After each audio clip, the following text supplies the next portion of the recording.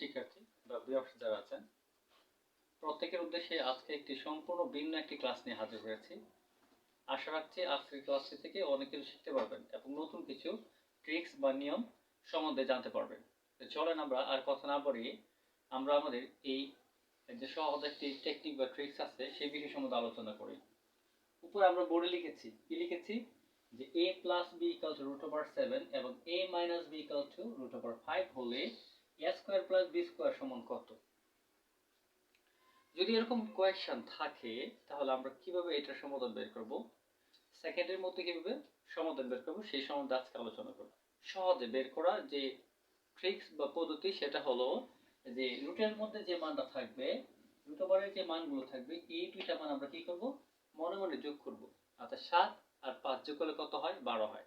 12 আর কত? 6। তাহলে এটার উত্তর হবে কত? এটার উত্তর হবে 6। কত? 6 লিখলাম। এখন আমরা এই 6টাকে প্রমাণ করে দেখার চেষ্টা করব। আমরা যদি a স্কয়ার প্লাস b স্কয়ারের অনুসিদ্ধান্ত লিখতে যাই তাহলে আমরা কি লিখব? Whole square plus a minus b whole square. দেখেন আমরা কিন্তু অনেকেই সাধারণত এই অনুসিদ্ধান্তগুলো ভুলে যাই বা পরীক্ষার হলে মনে থাকে না। তো আমরা কি করব, যে আমরা দুইটা ট্রিক্সের মাধ্যমে দেখাবো। এক বলছে কি যে রুটযুক্ত সংখ্যা থাকলে আমরা এই সংখ্যাগুলো মনে মনে যোগ করি, যা হবে তার অর্ধেক হবে রেজাল্ট। এখন এটা তো আমাদের প্রমাণ দেখাতে হবে। তাহলে আমরা যদি এখন প্রমাণ দেখাতে যাই তাহলে কি জানতেছি, a square plus b square সমান সমান কি জানি, half into a plus b whole square plus a minus b whole square, এই যে সেকেন্ড ব্র্যাকেট দিলাম। আমরা এর মান কত জানি? এর মান the root over 7 whole square plus root over 5 whole square. Square রুটে খাড়া থাকবে কি এখানে 7, এখানে থাকবে 5। তাহলে হাফ গুণ কত? 12। দুই দিয়ে 12 রেখাটি কত হচ্ছে? 6। আমরা এই অনুসিদ্ধান্ত দিয়ে করলাম। এখন প্রশ্ন হলো, এই অনুসিদ্ধান্ত আমাদের অনেকের অনেক সময় মনে থাকে না। তাহলে আমরা কি করব, আমরা আরেকটা সহজ ট্রিক্স দেখাবো। এই ট্রিক্স ব্যবহার করে আমরা কি করতে পারবো, এই a স্কয়ার প্লাস b স্কয়ারের মান বের করতে পারবো। a plus b whole square এবং a মাইনাস b হোল স্কয়ারের সূত্রটা পারেন না এরকম স্টুডেন্ট খুব কম সংখ্যকই আছে।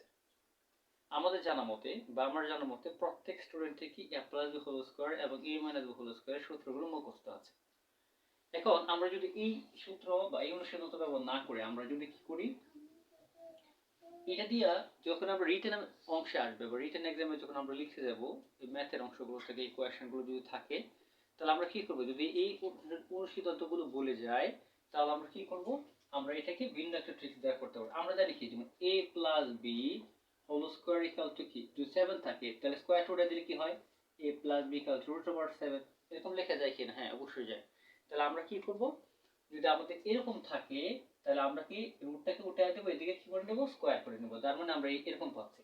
আচ্ছা, এটাকে যদি আমরা সূত্রে ফেলাই a square plus 2ab plus b square, এটা কিন্তু আমরা সবাই জানি ইকুয়াল 7। আচ্ছা, যদি এটা সমান এটা হয়, এইখানে রুটটা উঠায় দিলে এখানে কি হবে, স্কয়ার হবে। তাহলে কি পাচ্ছি, a b whole square equal to 5। তাহলে a square minus 2ab plus b square equal to 5।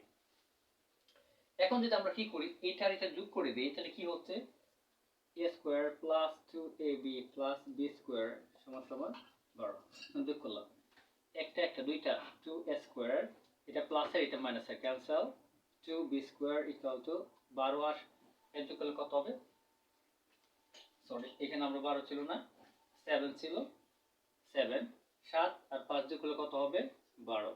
আচ্ছা, 2 কমন নিলাম, থাকবে a square plus b square equal two 12। 12 কে যদি 2 দিয়ে ভাগ করি তাহলে আমরা কি পাচ্ছি, a square plus b square equal two 6। দেখেন এই সূত্রগুলো কিন্তু আমাদের প্রত্যেকের মুখস্থ আছে। আমরা যদি অনুসিদ্ধান্তগুলো বলেও যাই তাহলে আমরা এই ট্রিক্স ব্যবহার করে কি করতে পারবো, তার মান বের করতে পারবো। এটা শুধুমাত্র রিটেনের জন্য দেখালাম। আর সংক্ষেপে বের করার ট্রিক্স কি বলছিলাম, যে সংখ্যাগুলো যা থাকবে তার যোগ করে অর্ধেক হবে তার ফলাফল। এটা হলো সহজ একটা টেকনিক।